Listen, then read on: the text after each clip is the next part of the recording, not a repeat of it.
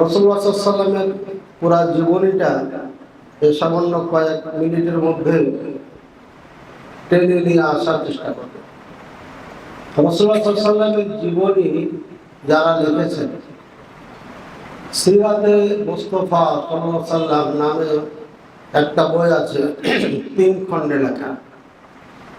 এভাবে আর রাহিকুল মাখতুম, সিরাতের নির্যাস, পৃথিবীর সব থেকে নিখুঁত বিশুদ্ধ গ্রহণযোগ্য কিতাব, এবং খুব শর্ট করে লিখেছেন, তারপরও মোটা একটা আরবি খণ্ড।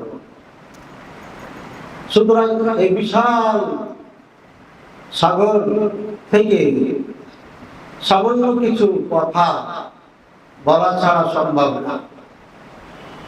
আল্লাহ তাআলা রাসূলুল্লাহ সাল্লাল্লাহু আলাইহি ওয়াসাল্লামকে এই পৃথিবীতে পাঠাবেন, এই জন্য একটা পরিবেশ তৈরি করতেছে। পরিবেশ কি? মক্কার সাথে ইয়ামানের বাদশার বিদ্বেষ সৃষ্টি হয়। সে খুব ক্ষমতাবান, তার সাথে কেউ মোকাবেলা করার ক্ষমতা রাখে না। নাম তার আব্রাহা। যেহেতু মোকাবেলা করার ক্ষমতা রাখে না, তাই মক্কাতে মানুষ যাবে, ওখানে হজ করবে, এটা তার সহ্য হচ্ছে না। তাই চিন্তা করলো যে মক্কার কাবা যেটা আছে এটাকে ভেঙে ফেলতে হবে, বিচ্ছিন্ন করে ফেলতে হবে। কিন্তু কোনো সুযোগ পাচ্ছে না। কাবা থেকে জাঁকজমক সম্পন্ন বিশাল আকারে সুন্দর করে সে কাবা তৈরি করেছে, কিন্তু মানুষ এদিকে আসে না, ঘুরে ঘুরে মক্কা দিকে যায়। এরপরে এই ক্রোধ সহ্য করতে পারে না, ক্ষোভ তার মনের ভিতরে, কিন্তু সুযোগ পায় না হামলা করার। একটা তো ওসিলা লাগবে হামলা করার জন্য। তো হঠাৎ করে কোনো এক ব্যক্তি যখন জানলো যে আব্রাহা কাবা নির্মাণ করেছে ইয়ামানে, আমাদের কাবার বিপক্ষে, এটাও সহ্য করতে পারে না। ওই বানাওয়াট কাবার ভিতরে যায় ও কাজ ছেড়ে দিয়েছে, মানে মলমূত্র ছেড়ে দিয়েছে। এটা তো আব্রাহার কাছে খবর পৌঁছলে সে ক্রোধে ফেটে পড়ে। হ্যাঁ, এমন হয়েছে, পরে ডেকে পাঠানো হলো, এই হলো, মেলা কিছু ঘটনা। শেষমেশ এই কাবা রাখা যাবে না, আরবি লোকেরা আমার এই কাবাকে নাপাক করে দিয়েছে, অপবিত্র করেছে। তাই বিশাল হস্তি বাহিনী নিয়ে মক্কার দিকে রওনা করে। মক্কার দিকে রওনা করতে করতে আস্তে আস্তে আস্তে ময়দানে মুহাসসার, মুজদালিফা মিনার মাঝখানে যে জায়গাটা, এখন আর চেনার উপায় নাই। আগে ছিল, একদম খালি ছিল, এখানে কেউ থাকতো না। আমরা 2003 সালে আমি প্রথম হজ করি, ওই সময়ও হাজিরা ওখানে ছিল না, কিন্তু এখন পুরা একদম আপনার ফাঁকা জায়গা নাই, সব পূরণ হয়ে গেছে। সীমা টিমা বানাইছে, হাজিরা ওখানে থাকে। কিন্তু আগে এই জায়গাতে কেউ কোনো হাজি থাকতো না, এটা গজবের জায়গা। এখানে আসার পরে রেস্ট নেওয়ার পরে রেস্টের সময় করলো কি, আব্দুল মুত্তালিবের 200 উট সে কবজা করে ফেলে। প্রথম আতঙ্ক। এরপর আব্দুল মুত্তালিবের সংবাদ দেয় যে আমরা কাবা ভাঙার জন্য এসেছি। আব্দুল মুত্তালিব যখন যান, আব্দুল মুত্তালিবকে দেখে তার মধ্যে এমন হাইবাত রোগ ছিল, তার চেহারার মধ্যে এমন একটা ক্ষোভ ছিল, আব্রাহা বুঝতে পারে নাই, তার ভয়ে সম্মানে হাতির থেকে নিচে নেমে গেছে। নিচে নামার পরে বসে বলছেন যে আমরা তো এই কাজের জন্য এসেছি। ঠিক আছে, আপনার কাজ আপনি করবেন, আপনার সাথে মোকাবেলা করার আমার দরকার নেই, আমার উটগুলো দিয়ে দেন। ওই আশ্চর্য কথা, যেটা তোমাদের প্রাণ, যার জন্য তোমাদের মান সম্মান মর্যাদা, সেটা আমি ধ্বংস করতে এসেছি, আর তুমি উট চাচ্ছ সেই ঘর রক্ষা করার কথা না বলে। হাযা বাইতুল্লাহ আল্লাহু ইয়াহফাজ, আল্লাহু হাফিজু। এটা হচ্ছে আল্লাহর ঘর, আল্লাহ হেফাজত করবেন, এটা আমার সাবজেক্ট না। আমার উট নিয়েছ, উট দিয়ে দাও। তখন বললো যে ওনার উট দিয়ে দাও, যেহেতু যুদ্ধই করবে না, সাথে উট নিয়ে দাও। তাহলে তো এমনি এমনি আমরা ধ্বংস করে চলে যাবো, উট খাওয়ারও দরকার হবে না। উট দিয়ে দিল। আর আব্দুল মুত্তালিব হাতির কানে কানে বলে দিল, এই হাতি, আল কাবা বাইতুল্লাহ, লা তাতাকাদ্দাম ইলাইহা। ওই যে কাবা হচ্ছে আল্লাহর ঘর, এর সামনে যায় না। আল্লাহ সুবহানাহু ওয়া তাআলা ইয়াহদিকুকা ওয়া ইউআযযিবুকা, আল্লাহ তোমাকে ধ্বংস করে দিবেন আর ধ্বংস করবেন। কানে কানে কথা বলে হাতি শুরু হচ্ছে, সব হাতি চলছে। এরপরে আব্দুল মুত্তালিব এই কথা বলে চলে আসেন, মক্কার মানুষকে ডাক দিয়ে বলেন, তোমরা সবাই পাহাড়ের চূড়ায় চলে যাও, আবরাহার হস্তি বাহিনীর সাথে মোকাবেলা আমরা করতে পারবো না। এবার উনি তওয়াফ শুরু করলেন, আর তওয়াফের মধ্যে কবিতা গাইতে লাগলেন। কবিতা আরবের মানুষ এখনো, এই যে আমাদের যুদ্ধ চলছে, দেখবেন নারী পুরুষ সব খালি কবিতাই বলছে, ওয়াজ করে না, খালি কবিতাই বলতেছে। আল্লাহ আল্লাহ, এরা এত পারদর্শী। তো উনি কবিতার মধ্যে বললেন, আল্লাহ, এই ঘর হেফাজত করার ক্ষমতা আব্দুল মুত্তালিবের নাই, আর এটা আমাদের কলিজা প্রাণ, এটা আমরা সহ্য করতে পারি না, তোমার ঘর তুমি হেফাজত করো। আল্লাহর ঘরে তওয়াফ করলেন এবং দরজা ধরে দোয়া করলেন, গেট ধরে, আল্লাহ তোমার ঘর তুমি হেফাজত করো। অনেক ব্যথা নিয়ে ওনারা পাহাড়ের দিকে চলে যান। এদিকে আবরাহা খুব চেষ্টা করে, কিন্তু হাতি সামনে আগাচ্ছে না। অনেক চেষ্টা চালিয়ে যাচ্ছে, কিন্তু হাতি যাচ্ছে না। এমন অবস্থা আল্লাহ পাক রব্বুল আলামিন আব্দুল মুত্তালিবের দোয়া কবুল করেন। লোহিত সাগরের দিক থেকে পাখির ঝাঁক আসে, প্রত্যেকটি পাখির মুখে ঠোঁটে একটা ছোট্ট পাথর, আর দুই পায়ে দুইটা পাথর। তাহলে কয়টা হলো? তিনটা। এই যুদ্ধ বিমান আল্লাহ আগে যুদ্ধ বিমান বানিয়ে রেখেছে। মুসলমানদের যুদ্ধ বিমান বানানো লাগবে না, শুধু এটা ঠিক করতে হবে। আর এই ইমানের কারণে যাদেরকে আমরা খারাপ বলছি, তারা এই বোমা টমা বানায় নাই। কারণ বোমা এখানে ফেললে পারে অপরাধী মারা যাবে, আর যারা নিরপরাধী তারাও মারা যাবে। এটা ইসলাম কামনা করে না, চাই না। এই পাখিগুলো প্রথমে এসে কাবা তওয়াফ করে। সুবহানাল্লাহ, ওয়ালিল্লাহি মা ফিস সামাওয়াতি ওয়া মা ফিল আরদ। আসমান জমিনের যা কিছু আছে সব কিছু আল্লাহর দেওয়া। ভালো করে শুনুন। পাখির সামনে তওয়াফ করার পরে এই দল চলে যায় আবরাহার দিকে। এরপরে এই পাথর নিক্ষেপ করে, যার মাথায় পড়ে মাথার থেকে পড়ে নাড়ি ভুড়ি নিয়ে বেরিয়ে যায় বম। এত সূক্ষ্ম বোমা তৈরি করার ক্ষমতা পৃথিবীর এখনো কাউরি হয়নি। কিচ্ছু হবে না, বডি ঠিকঠাক আছে, কিন্তু মাথাতে পড়ে গাড়ি ভুলি নিয়ে চলে গেছে, প্রাণ নাই। আল্লাহ পাক রব্বুল আলামিন প্রদত্ত সৈনিক। ওমা ইয়ালামু জুনুদা রাব্বিকা ইল্লাহু, আল্লাহর কত সৈনিক আছে আল্লাহ ছাড়া কেউ জানে না। এই যে সৈনিক, ফারসালনা আলাইহিমুত তুফান ওয়াল জারাদা ওয়াল কুম্মাল। আল্লাহ তাআলা ফিরাউনকে একবার তুফান পাঠিয়ে দিলেন সৈনিক, একবার পঙ্গপাল পাঠিয়ে দিলেন সৈনিক, একবার উকুন পাঠিয়ে দিলেন মাথার সৈনিক, একবার ব্যাং পাঠিয়ে দিলেন সৈনিক, একবার আপনার রক্ত পাঠিয়ে দিলেন। এগুলো আল্লাহ সব সৈনিক, যা কিছু চোখের সামনে দেখছেন সবই আল্লাহর সৈনিক। এই সৈনিক ধ্বংস করে দিল আবরাহাকে। আলাম তারা কাইফা ফাআলা রাব্বুকা বিআদ, আলাম তারা কাইফা ফাআলা রাব্বুকা বিআসহাবিল ফিল। আলাম, আমি তো নিজে ভুলে গেলাম। আলাম ইয়াজআল কাইদাহুম ফি তাদলিল ওয়া আরসালা আলাইহিম তায়রান আবাবিল।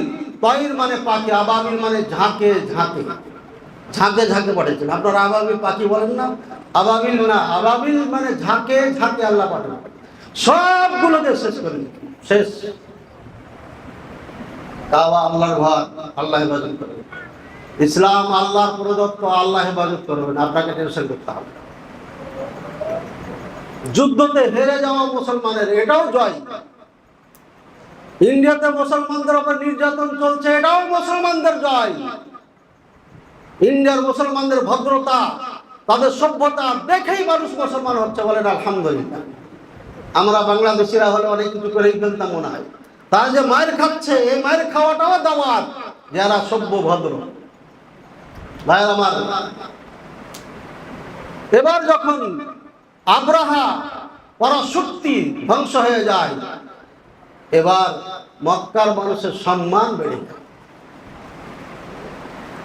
এবার তারা তখন নির্ভয়ে ইয়ামানে চলে যায় ব্যবসার জন্য। লিইলাফি কুরাইশ ইলাফিহিম রিহলাতাশ শিতাই ওয়াস সাইফ, দুইটা সফর তারা শুরু করে। আর কোনো ভয় নাই, গোটা পৃথিবীবাসী তাদেরকে সম্মান করে।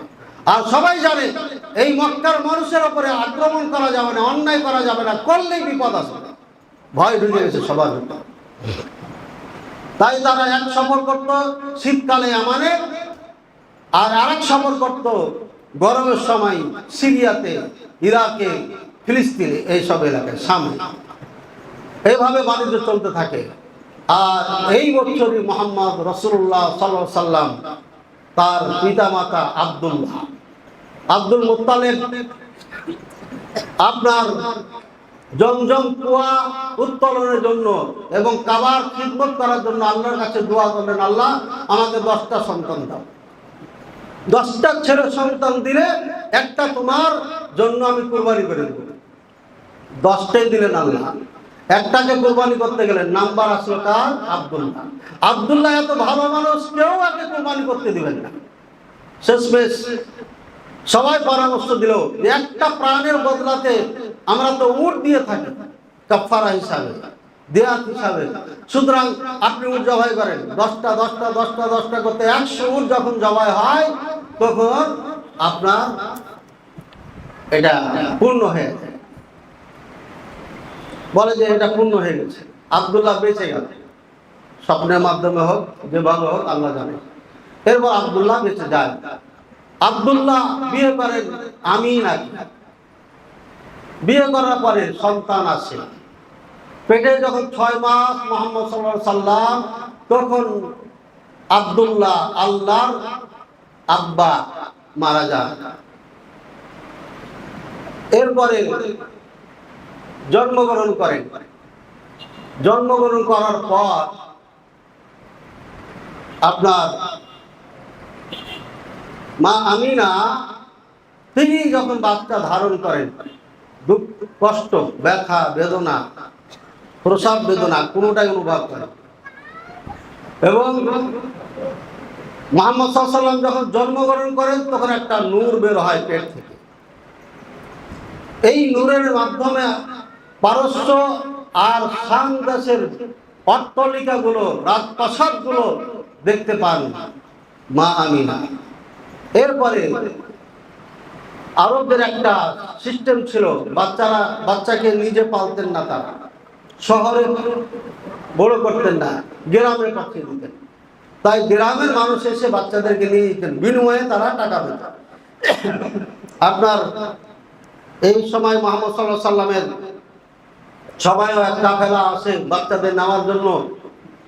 সবাই তো সব সন্তান নিল, বড়দের, ধনীদের সন্তান, কিন্তু মুহাম্মদ সাল্লাল্লাহু আলাইহি সাল্লামকে কেউ নিতে চায় না। হালিমাতুস সাদিয়া রাদিয়াল্লাহু তাআলা আনহা বলা যায়, তিনি আপনার নিতে চাইলেন, আবার ইয়াতীম বলে নিলেন না। ইয়াতীম বাচ্চা নিয়ে কোনো লাভ হবে না, কারণ বাচ্চা তো নিচ্ছে আমরা দুনিয়ার জন্য, কিছু টাকা পাবো তাই। নাহলে সন্তান একটা আছে, আর একটা সন্তান নিব, নিজের সন্তানকে কষ্ট দেবো, যদি টাকা না পাই তো লাভ কি? যা হোক, কথা অনেক সময় কম। এই বাচ্চাটাকে কেউ যখন না নিল, লাস্ট ঘুরে চলে যাচ্ছে, তখন হালিমা তার স্বামীকে বললেন যে আমরা তো খালি হাতি ঘুরে যাচ্ছি, তারা করে ইয়াতীমটাকে নিয়ে যাই, হতে পারে আল্লাহ এর মাধ্যমে বরকত দান করবেন বা কল্যাণ কিছু হবে। ঠিক আছে, যাও। পরে নিয়ে যান। যখন থেকে নেন তখন প্রথম তাকে দুধ ধরাই নাই ডান দিকে। যেই মহিলার দুধ ছিল না, দুধ চলে আসে। আল্লাহ, এটাও লোড, এটাও লোড, নিজের সন্তানকে এটা খাওয়ায়। মুহাম্মদ সাল্লাল্লাহু আলাইহি সাল্লামকে এখান থেকে এখানে যখন দিতে যায় আর গ্রহণ করেন, মানে আল্লাহর পক্ষ থেকে এটা খেয়েছেন সারা জীবন, কিন্তু এটা কাজ করে নাই। মুহাম্মদ সাল্লাল্লাহু আলাইহি সাল্লাম এই দিয়ে এটা খায় নাই, এটা তার ভাইয়ের জন্য, দুধ ভাইয়ের জন্য। এইভাবে বরকত শুরু হয়ে গেল। যে উট চলতে পারে না, উটও দেখি খুব দ্রুত চলছে। সবাই আগে চলে গেছে, এরা বাচ্চা পাই না এই জন্য পিছু পড়ে গেছে। আবার দেখে এরাই সবার আগে পৌঁছে যায়। কি ব্যাপার? আমার পরিবর্তন, উটের পরিবর্তন। বাড়িতে যাওয়ার পরে আপনার বরকতে ভরে যায়, ফসল আদি এটা ওটা সবকিছু, গরু ছাগল যা ছিল সবকিছু দিয়ে বরকত। 2 বছর বয়স যখন হয় মুহাম্মদ সাল্লাল্লাহু আলাইহি ওয়াসাল্লামের, দেখছে তার ভাই তার মুহাম্মদ সাল্লাল্লাহু আলাইহি ওয়াসাল্লামের সিনা কেটে এগুলো সব বের করেছে। জিবরাইল আলাইহিস সালাম আর মিকাইল আলাইহিস সালাম ভাই দৌড়িয়ে এসে মাকে বলছে, মা মুহাম্মদকে কে জানে পেট ফেড়ে ছিঁড়ে সব বের করে ফেলেছে। বলছে তাহলে এটা কি হবে? শয়তান ছাড়া কে করবে কাজ? মুহাম্মদ সাল্লাল্লাহু আলাইহি ওয়াসাল্লামের উপর শয়তান আক্রমণ করতে পারে, ভালো ছেলে। ওরা ফেরেশতা চিনে না, ফেরেশতারা এই কাজ করে। এই ঈমান আকীদা তাদের নাই। সুতরাং দৌড় দিয়ে যাচ্ছে। দৌড় দিয়ে যাওয়ার পরে দেখছে বাচ্চা স্বাভাবিক, ঠিকঠাক আছে সব। তো আল্লাহ পাক রব্বুল আলামিন জিবরাইল সালাম এবং মিকাইল আলাইহিস সালামের মাধ্যমে এটা চিরে ফেড়ে জমজম পানি দিয়ে ধৌত করে আবার সেটিং করে দেয়। এই হচ্ছে পৃথিবীর সর্বপ্রথম অপারেশন আল্লাহ পাক রব্বুল আলামিন। এটাই তো সায়েন্স। এখান থেকে চিন্তা করে বোঝা যাচ্ছে যে একটা মানুষের অপারেশন করে যে কোনো অঙ্গ পরিবর্তন করা যায় বা এখানে সেট করা যায়। আল্লাহ তাআলা শিখিয়ে দিয়েছেন। এরপরে ভয়ে তারা আতঙ্কিত হলো, দ্রুত বলছে এটা তাদের সন্তান, তাদেরকে পৌঁছাইতে হবে, না হলে কিছু হয়ে গেলে আমরা কি জবাব দেব? আমিনা, মা আমিনার কাছে দৌড়িয়ে যে বললেন যে আপনাদের সন্তানের এই ঘটনা, সুতরাং এতে তো আমাদের বিপদ। তো বলছে বিপদের কিচ্ছু না, এই সন্তানকে আল্লাহ ধ্বংস করবেন না। যখন এই সন্তান পেটে ছিল আমি ব্যথা, প্রসব বেদনা কোনোটা অনুভব করি নাই। আমার থেকে একটা নূর বের হয়েছিল, আমি পারস্য শাম দেশের রাজপ্রাসাদ দেখেছি সেখানে। তো সেই সন্তানের কেউ ক্ষতি করতে পারবে না। তো বলছে কথা যদি এমনই হয়, আপনি সাহস যেহেতু দিচ্ছেন, তাহলে এই সন্তান আমি দেবো না, আমার কাছে আরো রাখতে হবে। তো ঠিক আছে নিয়ে যাও। আরো 2 বছর কাটান। 4 বছর অতিক্রম করার পর নিয়ম অনুযায়ী সন্তানকে ফিরিয়ে দিতে হবে। 2 বছর অতিক্রম হয়েছে, আরো বেশি ফিরিয়ে দেন 4 বছর বয়সে। 6 বছর পূর্ণ হলে পারে মা আমিনা মা ভাইদের বাড়ি, বাপমার বাড়ি যাওয়ার জন্য প্রস্তুতি নেন এবং মদিনায় চলে যান। মদিনা থেকে এই প্রথম রাসূলুল্লাহ সাল্লাল্লাহু আলাইহি ওয়াসাল্লামের সফর আপনার মদিনায়।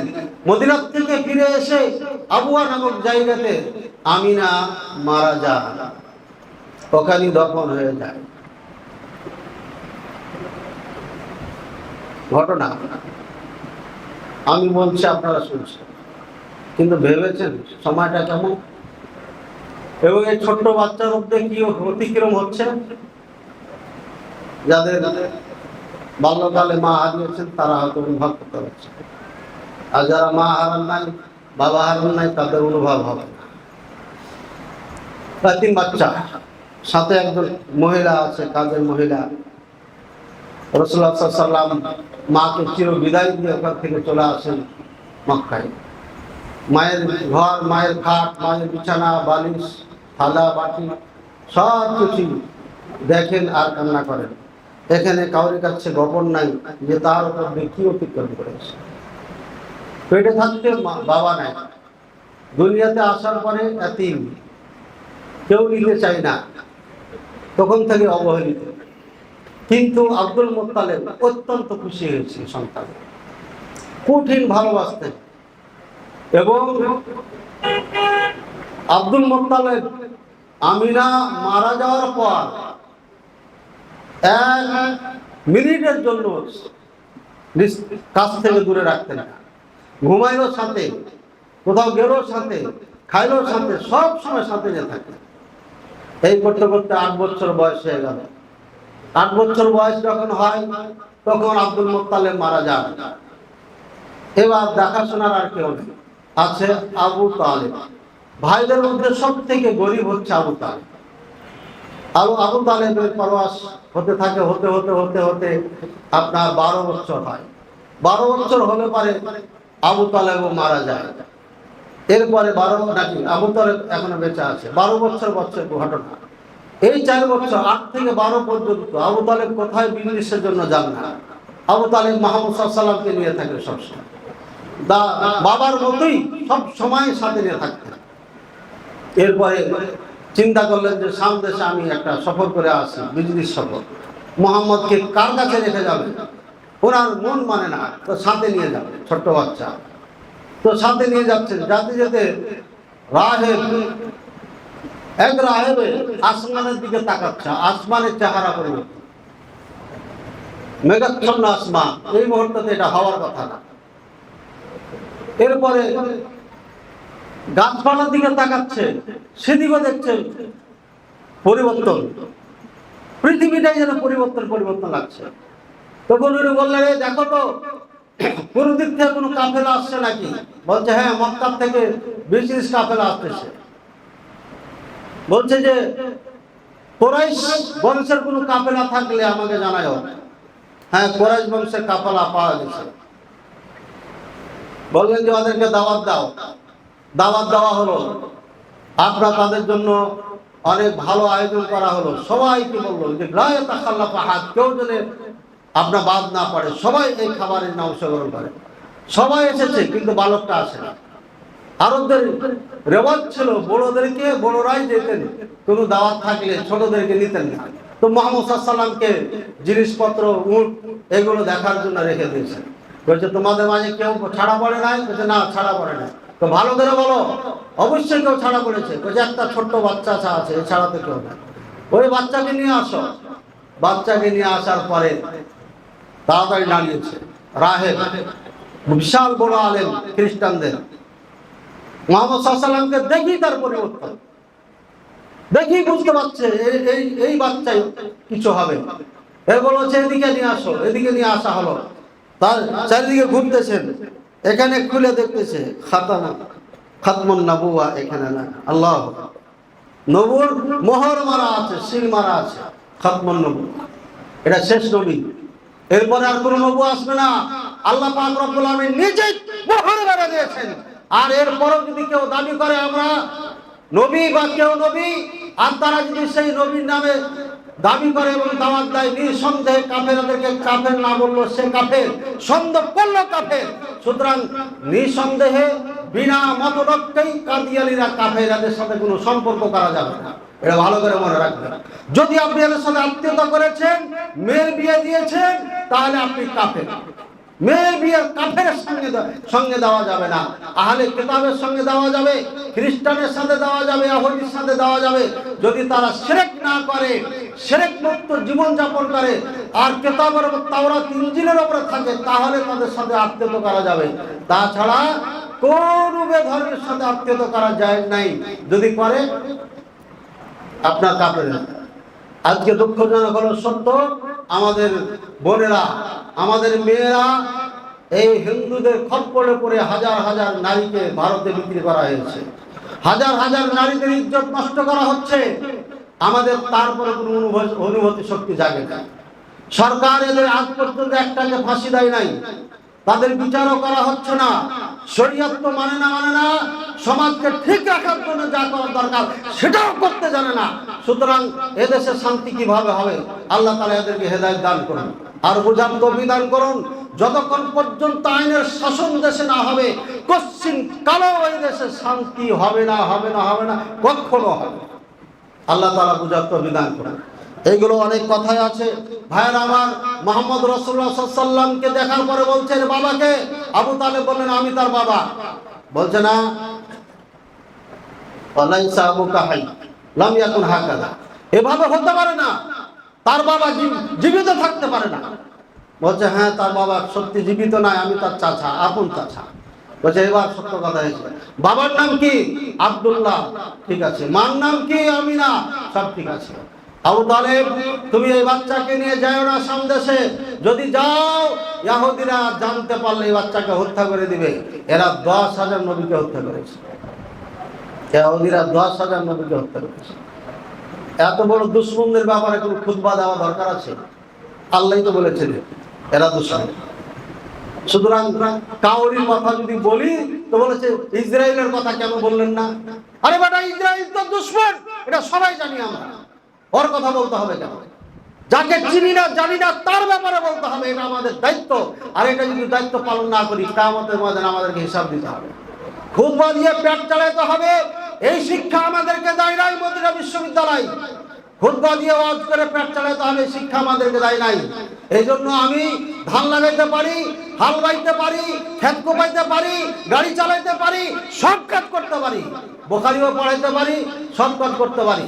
ভাইয়ের আমার, সাহাবায়ে কেরাম এই ওয়াজ করে খুতবা দিয়ে পেট চালান নাই, তারাও ব্যবসা বাণিজ্য করে খেয়েছে। আমিও ছাত্র বয়স থেকে বিজনেস করি। ভাইয়ের আমার, এটা নির্ভরশীল নয় আমাদের চলার জন্য। কাজে কে দুঃখ পাইলো, কে কষ্ট পাইলো, এটা চিন্তা করে কখনো আমরা বক্তব্য দিই না। এই জন্য আমাদের কথা অনেক ভাই কষ্ট পান, আর এই কষ্টটাই আপনার জন্য রাস্তা খুলে দিবে। আমাদের কথা নিয়ে একটু গবেষণা করবেন, গবেষণা করে না পাইলে আমাদেরকে বলবেন, ইনশাআল্লাহ রাস্তা দেখিয়ে দেব। আমরা জেনে শুনে লেখাপড়া করে আপনাদেরকে বলি, আন্দাজি কিছু বলি না। মুখলেসে পর্যন্ত যত মাসালা বলেছে আজ পর্যন্ত রুজু করতে হয় নাই, অর্থাৎ উদ্ধ করতে হয় নাই। দেখে শুনে বুঝে সুঝে মাসালার কথা বলি এবং বক্তব্য করি। আল্লাহ তাআলা যেন তৌফিক দান করেন, আজীবন দোয়া করবেন ইনশাআল্লাহ। আল্লাহ রাসূল সাল্লাল্লাহু আলাইহি ওয়াসাল্লাম সেই ব্যক্তি, যে ব্যক্তিকে ইহুদি পর্যন্ত চিনে, খ্রিস্টান পর্যন্ত চিনে, পৃথিবীর মানুষ পর্যন্ত সবাই চিনে থাকে, এখনো আসে নাই, কিন্তু তার আলোচনা চলছে ইহুদি খ্রিস্টানদের মধ্যে। আলা কুল্লি হাল উনি ফিরে আসেন এবং মক্কায় জীবনযাপন করতে করতে চলতে চলতে 25 বছর বয়সে পদার্পণ করেন।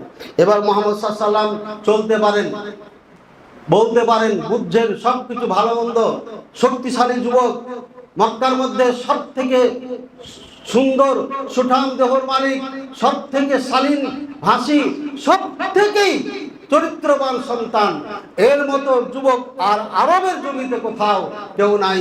মুহাম্মদ রাসূলুল্লাহ সাল্লাল্লাহু আলাইহি ওয়াসাল্লামকে সবাই আমিনুস সাদিক বলে আখ্যায়িত করেন। ইনি আমানতদার, আমিন, সত্যবাদী, এই নিয়ে কারোর দ্বিমত কখনো হয়নি এবং বড় বড় কাজও তাকে দিয়ে ফয়সালা করা হয়। 25 বছর বয়স যখন হয় তখন খাদিজাতুল কুবরা রাদিয়াল্লাহু তাআলা আনহা চিন্তা করলেন, মুহাম্মদের মতো সৎ মানুষ এই মক্কায় কেউ নাই, তাকে দিয়ে একটা বিজনেসের সুযোগ নেওয়া যায়। অফার দেওয়া হলো, মুহাম্মদ সাল্লাল্লাহু আলাইহি ওয়াসাল্লাম সেটা গ্রহণ করলেন এবং তার সাথে একজন মাইসারা নামে গোলামকে দিয়ে দিলেন আর বললেন সব কথা নোট করবে, মক্কা থেকে শাম, শাম থেকে মক্কা আসতে কি ঘটছে সব আমাকে শোনাইবা। কারণ খাদিজা হচ্ছেন বিচক্ষণ মহিলা।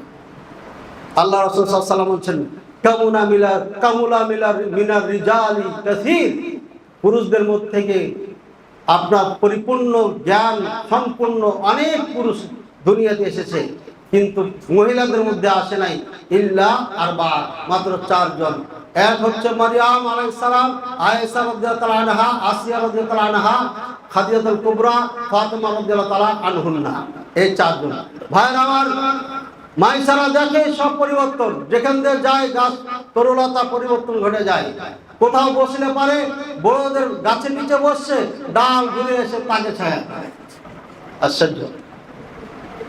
ব্যবসায় যাওয়ার পরে অনেক লাভে মাল বিক্রি হয়ে যায়, বুঝতেই পারে না তখন বিক্রি হয়ে, সবার আগে বিক্রি, সবার থেকে বেশি লাভবান হয়ে আবার ফিরে আসলেন। খাদিজাতুর কুবরা রাদিয়াল্লাহু তাআলা আনহা চান্স হাত ছাড়া করে নাই, পায়গাম দিয়ে দিলেন, বিয়ে হয়ে গেল। রাসূলুল্লাহ সাল্লাল্লাহু আলাইহি ওয়াসাল্লাম বয়স হচ্ছে 25 আর খাদিজাতুল কুবরা রাদিয়াল্লাহু তাআলা আনহার বয়স কত? 40। সবাই জানে 40, আমিও জানি 40, কিন্তু আসলে তার বয়স 27 অথবা 28। আর দুটাই বর্ণনা, দুটার মান এক, কিন্তু আমার গবেষণায় আমি দেখছি 27-28 এটাই হচ্ছে বেশি শুদ্ধ। কেন? যে একজন মেয়ের 7টা সন্তান, 6টা সন্তান হয়, 40 বছর একজন বুড়ি মানুষের এত সন্তান হয় কেন? সম্ভব? সম্ভব না। তারপরে হতে পারে, কিন্তু 2 বর্ণনার মধ্যে কাউকে অগ্রাধিকার দেওয়া যায় না। যুক্তি দিয়ে আমার কাছে 28টাই ভালো লাগছে, এই জন্য আমার ইসলামী সহিহ আকীদা মদিনা শিশুটি এই বইয়ে আমি 28 লিখেছি। ভাইয়ের আমার, খাদিজাতুল কুবরা রাদিয়াল্লাহু তাআলা আনহা থেকে 6টি সন্তান হয়। এরপরে খাদিজাতুল কুবরা রাদিয়াল্লাহু তাআলা আনহা জীবদ্দশায় রাসূলুল্লাহ সাল্লাল্লাহু আলাইহি ওয়াসাল্লাম যখন 40 বছরে পদার্পণ করেন, তার আগে একটু আগে উনি এই মক্কার পরিবেশ আর ভালো লাগে না। তখন জাবালে নূরে চলে যান, ওখানে আল্লাহর ইবাদত করতে থাকেন। করতে করতে এক সময় 6 মাস পূর্বে থেকে স্বপ্নে দেখেন, খালি ভালো ভালো স্বপ্নে দেখেন, কি যেন আসছে বলছে। এটা হচ্ছে 6 মাস, মানে নবুয়ত, এটাই নবুয়তের শুরু। বুখারীতে যে হাদিস আছে যেটাই আর রুইয়া সালেহা, এটাই শুরু হয়েছে রাসূলুল্লাহ সাল্লাল্লাহু আলাইহি ওয়াসাল্লাম। এরপরে 40 বছর 6 মাস সামথিং, তখন জিবরাইল আলাইহিস সালাম এসে বলছে ইকরা ইকরা বিসমি রাব্বিকাল্লাযী খালাক। বলছে মা না বেকারি, আমি পড়তে পারি, পড়তে যখন পারি না তখন সিনায় চাপ দিয়েছেন, ইকরা মা না বেকারি, আবার চাপ দিয়েছেন, আবার ইকরা, আবার চাপ দিতে পারে না, চতুর্থবারের পর পারতেছেন। ভয়ে কম্পিত হয়ে দৌড়িয়ে চলে আসে বাড়িতে। দিয়া খাদিজাতুল কুবরা রাদিয়াল্লাহু তাআলা আনহাকে বলেন, আমাকে তাড়াতাড়ি ঢাকো, চাদর দাও, আমি তো অসুস্থ হয়ে গেছি, জ্বর হয়ে গেছে। কি হয়েছে? আমি এই দেখলাম। আপনাকে কখনো আল্লাহ ধ্বংস করবেন না, আপনাকে আপনাকে কখনো লাঞ্ছিত করবেন না, কেননা আপনি গরিবের পাশে দাঁড়ান, অসহায় পাশে দাঁড়ান, মুসাফিরদের সম্মান করেন, ইত্যাদি ইত্যাদি, মেহমানদারি করেন। সুতরাং যার মাঝে এই গুণ আছে, আল্লাহ তাকে কখনো লাঞ্ছিত করবেন, আপনি ভয় করেন না। ওয়ারাকা বিন নওফলের কাছে যান, তিনি সব শোনার পরে বললেন, হ্যাঁ আপনি তো শেষ আখেরি নবী, আপনি আখেরি নবী, আপনাকে এই মক্কাবাসীরা দেশ তাড়া করে দিবে, আর নাহলে হত্যা করবে। বলছি তাই আমাকে এই দেশ থেকে ভাগিয়ে দিবে? বলছে হ্যাঁ ভাগিয়ে দিবে, ওই সময় যদি আমি জীবিত থাকি আমি তোমার সহযোগিতা করব। তাহলে সর্বপ্রথম কে ইসলাম কবুল করেছেন পুরুষের মধ্যে? ওয়ারাকা বিন নওফল ইসলাম আগে কবুল করেছিল। এরপর খাদিজাতুল কুবরা রাদিয়াল্লাহু তাআলা আনহা প্রথম নারী ইসলাম কবুল করেছে। বলে আমি তো আপনার ডাকে প্রথম সাড়া দিচ্ছি। এরপরে আবু বকর রাদিয়াল্লাহু তাআলা আনহু, ওয়ারাকা বিন নওফল মারা যান, কিন্তু মেনে নিয়েছিলেন মুহাম্মদ সাল্লাল্লাহু আলাইহি ওয়াসাল্লাম, যিনি নবী, এটা এবং সহযোগিতা করতে চেয়েছেন। এই জন্য ওলামায়ে কেরাম বলেন পুরুষের মধ্যে সর্বপ্রথম ইসলাম কবুল করেছেন ওয়ারাকা বিন নওফল, কিন্তু সে বেঁচে ছিল না। এরপর যখন দাওয়াত দেন রাসূলুল্লাহ সাল্লাল্লাহু আলাইহি ওয়াসাল্লাম, এই দাওয়াতে সাড়া দেন পুরুষের মধ্যে সর্বপ্রথম আবু বকর রাদিয়াল্লাহু তাআলা আনহু, আর নারীদের মধ্যে খাদিজাতুল কুবরা রাদিয়াল্লাহু তাআলা আনহা। ভাইরা আমার, রাসূলুল্লাহ সাল্লাল্লাহু আলাইহি ওয়াসাল্লাম যখন নবুয়ত পাইলেন, আল্লাহ দাওয়াত দেওয়ার জন্য আদেশ করলেন। এবার উনি দাওয়াত দিচ্ছেন, ইয়া আইয়ুহান নাস কুলু লা ইলাহা ইল্লাল্লাহ তুফলিহু, হে মানব জাতি তোমরা লা ইলাহা ইল্লাল্লাহ বলো, সফল হয়ে যাবে। যেমন এই কথা বললেন, মক্কার মানুষ বিপক্ষে চলে গেল, আল্লাহ ছাড়া সত্য কোনো মাবুদ নাই। তাহলে 360টা মূর্তি কাবার উপরে নিচে ভিতরে বাইরে, এদের কি হবে? লা ইলাহা ইল্লাল্লাহ মানে এই রাষ্ট্রের বিপক্ষে ফতোয়া। লা ইলাহা ইল্লাল্লাহর মানে হচ্ছে 360টি মূর্তি যাদেরকে আমরা পালি, লালন পালন করি, পূজা করি, এদের বিপক্ষে ফতোয়া। আর কি বলবেন আপনি? বলবেন যে আপনারা ফতোয়া দিয়ে গন্ডগোল লাগান কেন? রাসূলুল্লাহ সাল্লাল্লাহু আলাইহি ওয়াসাল্লাম যদি এই ফতোয়া না দিতেন তাহলে কি ইসলাম পেতাম আমরা? গন্ডগোল তো লেগে গেল, প্রথম দাওয়াতই তো গন্ডগোল লেগে গেছে। নামাজ তো এখনো ফরজ হয়নি, সিয়াম ফরজ হয়নি, হজ ফরজ হয়নি, যাকাতও ফরজ হয় নাই, কিচ্ছু নাই, শুধু লা ইলাহা ইল্লাল্লাহ, লা ইলাহা ইল্লাল্লাহ মুহাম্মাদুর রাসূলুল্লাহ, এই দুটো বাক্য দাওয়াত। আমি আল্লাহর রাসূল, আর আল্লাহ ছাড়া সত্য কোনো মাবুদ নাই, কাজী 360টা মূর্তি কোনোটাই চলবে না। আবু লাহাব বুঝে গেছে। রাসূলুল্লাহ সাল্লাল্লাহু আলাইহি ওয়াসাল্লাম ডাক দিয়ে যখন এই দাওয়াত দিলেন, তোকে যে আলী হাযা দাওয়াতানা তাব্বাল্লাকা, এই জন্য তুমি আমাদেরকে দাওয়াত দিয়েছো, তুমি ধ্বংস হয়ে যাও। আল্লাহ আয়াত নাযিল করলেন সূরা ওয়া তাব্বাত ইয়াদা আবি লাহাবিন ওয়া তাব্বা, উল্টা আল্লাহ পাক রব্বুল আলামিন তার ধ্বংসের জন্য সূরা একটা নাযিল করলেন। আল্লাহু আকবার। অন্যান্য নবীদের পক্ষে তার সাথী সঙ্গীরা প্রতিহত করেছে, জবাব দিয়েছে, আর আমার নবী মুহাম্মদ রাসূলুল্লাহ সাল্লাল্লাহু আলাইহি ওয়াসাল্লামের পক্ষ থেকে আল্লাহ নিজেই জবাব দিয়েছেন। সুবহানাল্লাহ। যতবার কাফেররা তাদেরকে আঘাত করেছে ততবার আল্লাহ নিজেই জবাব দিয়েছেন। আল্লাহু আকবার। রাসূলুল্লাহ সাল্লাল্লাহু আলাইহি ওয়াসাল্লাম যখন এই দাওয়াত শুরু করেন, বেলাল রাদিয়াল্লাহু তাআলা আনহু, আম্মার, ইয়াসির রাদিয়াল্লাহু তাআলা আনহুম, এরা এখনো দাস গোলাম, এরা ক্লাসে বসার সুযোগ পায় নাই, উমাইয়ার ছাতি ধরে দাঁড়িয়ে আছে, মুহাম্মদ সাল্লাল্লাহু আলাইহি ওয়াসাল্লাম কালিমার দাওয়াত দিচ্ছে, বেলাল রাদিয়াল্লাহু তাআলা আনহু শুনেই মুসলমান হয়ে গেছেন। বলেন সুবহানাল্লাহ। আল্লাহ যাকে চায় তাকে ঠেকাতে পারবে না, আর আল্লাহ যাকে চায় না তাকে কেউ হেদায়েত দিতে পারবে না।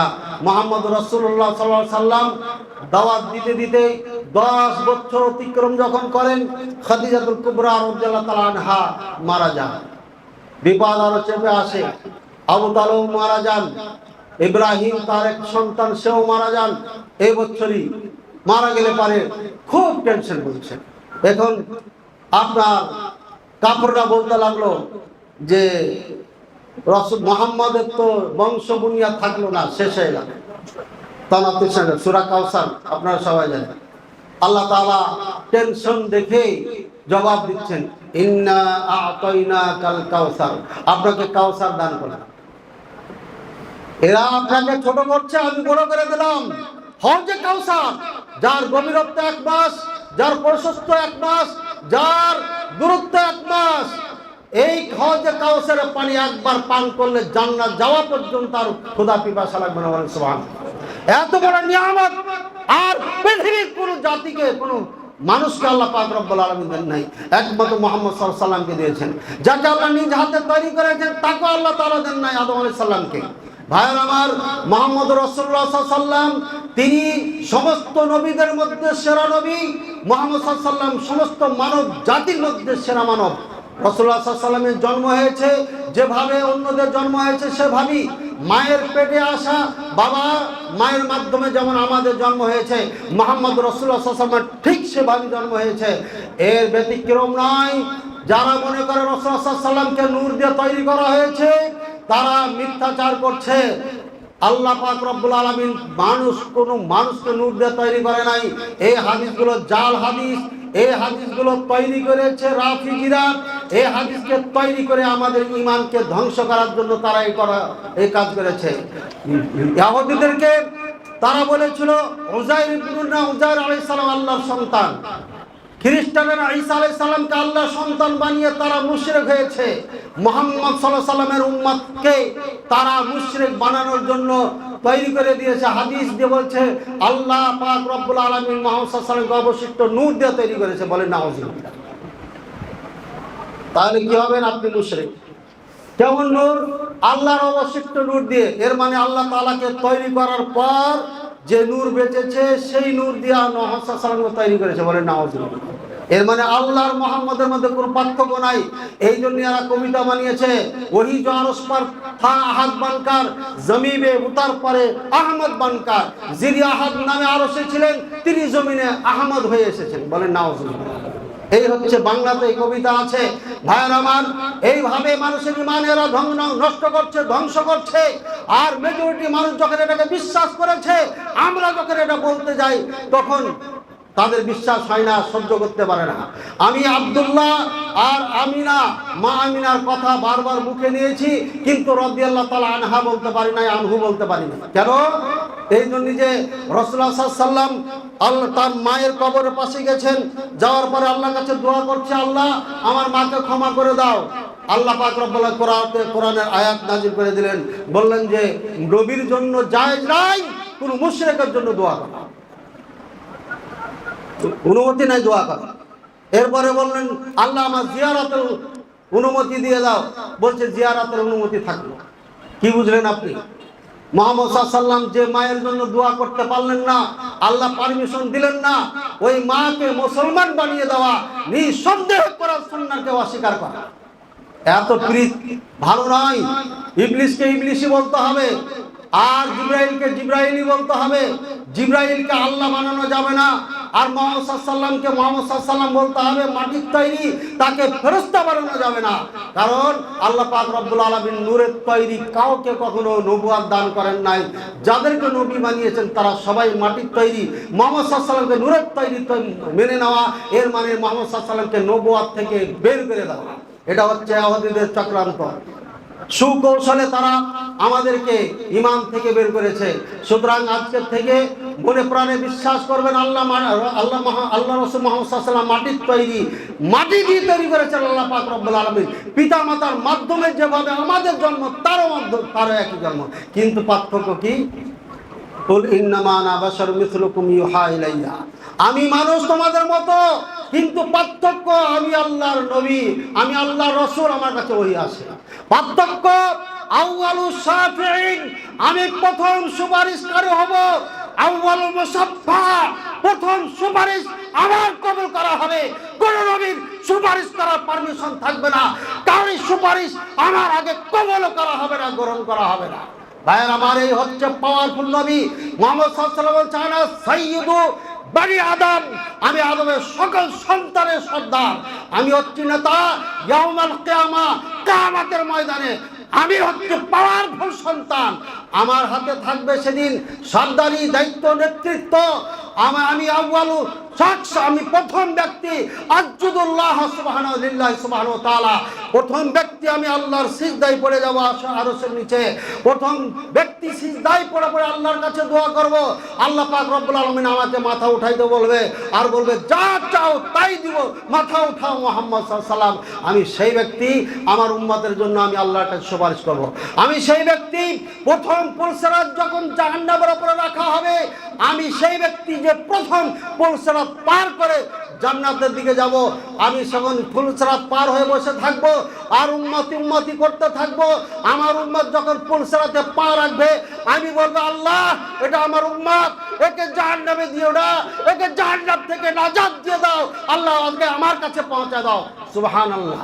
এই হচ্ছে পাওয়ারফুল নবী। আমার নবী যতক্ষণ জান্নাতের দরজায় নক না করবে ততক্ষণ পর্যন্ত জান্নাতের গেট ওপেন হবে না। আমার নবী সর্বপ্রথম জান্নাতে প্রবেশ করবেন, তারপরে উম্মতে মুহাম্মাদি প্রবেশ করবেন।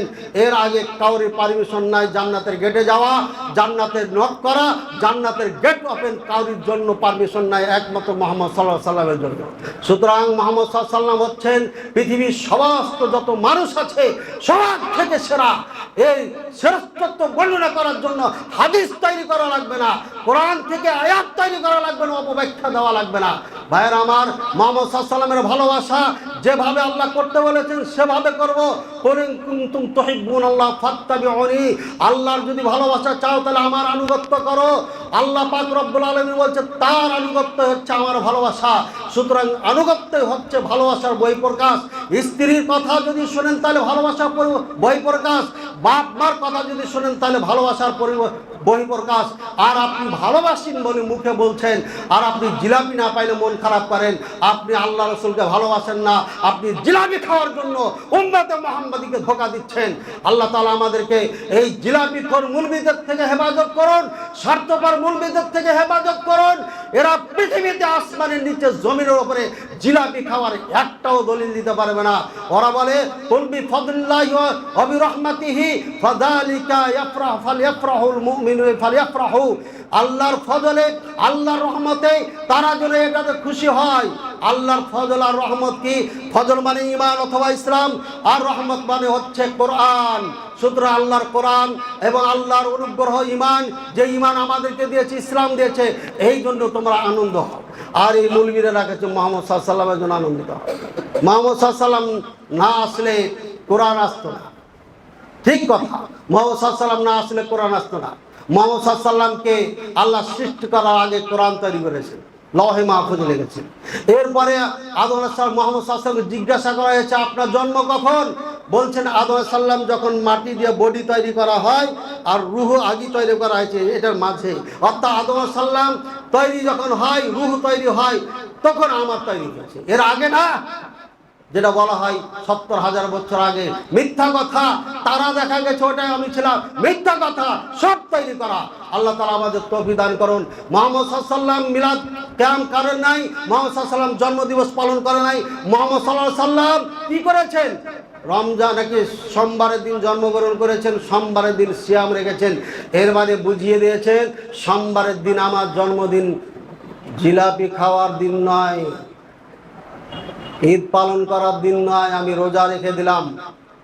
অর্থাৎ ঈদের দিন রোজা রাখা হারাম, জায়েজ নাই। আমি মুহাম্মদ রোজা রেখে বুঝিয়ে দিলাম এদিন জিলাপি খোরেরা জিলাপি খায় না। বুঝেছেন না? বুঝেন? সোমবারের দিন হচ্ছে রাসূল সাল্লাল্লাহু আলাইহি ওয়াসাল্লামের জন্ম, আর এরা আগামী বুধবারে ঈদে মিলাদুন নবী পালন করে। মানে শয়তানি এমনি ধরা পড়ে। সোমবারে জন্ম আর বুধবারে ঈদে মিলাদুন নবী পালন করবে, আমি সরকারকে বলবো শুনুন, এই ঈদে মিলাদুন নবী কেন্দ্রিক ছুটি দেওয়া জায়েজ নাই, হারাম। ছুটি নেওয়াও জায়েজ নাই, হারাম। কারণ এটা এমন পর্যায়ে পৌঁছেছে, শিরক পর্যন্ত হয়েছে, কুফরি পর্যন্ত পৌঁছে গেছে। আল্লাহ হেদায়েত দান করুন। ভাইয়ের আমার, এখানে আরো কিছু কথা ছিল, এখানে 4 ভাগে ভাগ করা হয়েছে মানুষকে, এটা বুঝাইতে পারলে একটু ভালো হতো। তারপরে আপনাদেরকে বলবো যে 12 রবিউল আউয়াল এটা সন্ধ, 9 তারিখ রবিউল আউয়ালে 9 তারিখ এটাই বেশি শুদ্ধ। তারপরেও যদি 12 রবিউল আউয়ালে আপনারা কিছু করতে চান, সিরাতের উপরে একটা আলোচনার ব্যবস্থা করতে পারেন, আর বেশি কিছু। রাসূলুল্লাহ সাল্লাল্লাহু আলাইহি ওয়াসাল্লামের পরিচিতি তুলে ধরার জন্য, রাসূলুল্লাহ সাল্লাল্লাহু আলাইহি ওয়াসাল্লামকে বাচ্চাদেরকে, মানুষদেরকে চিনানোর জন্য ভাইয়ের আমার বললাম, বিশাল আলোচনা থেকে সারাংশ কিছু আলোচনা করলাম, আর বাকি সবই থেকে গেল। আপনারা অবশ্যই সিরাতের কিতাব পড়বেন, রাসূলুল্লাহ সাল্লাল্লাহু আলাইহি ওয়াসাল্লাম জীবনী পড়বেন, নিঃসন্দেহে পড়বেন, এটা অত্যন্ত জরুরি। আল্লাহ পাক রব্বুল আলামিন আমাদের সবাইকে তৌফিক দান করুন, আমিন। ওয়া সাল্লাল্লাহু আলা নবিয়িনা মুহাম্মদ ওয়া আলা আলিহি ওয়া সাল্লাম। আলহামদুলিল্লাহি রাব্বিল আলামিন ওয়া আকিবাতুল মুত্তাকিন ওয়া সলাতু ওয়াস সালামু আলা নবিয়িনা মুহাম্মদ ওয়া আলা আলিহি ওয়া সাল্লাম ওয়া বা'দ।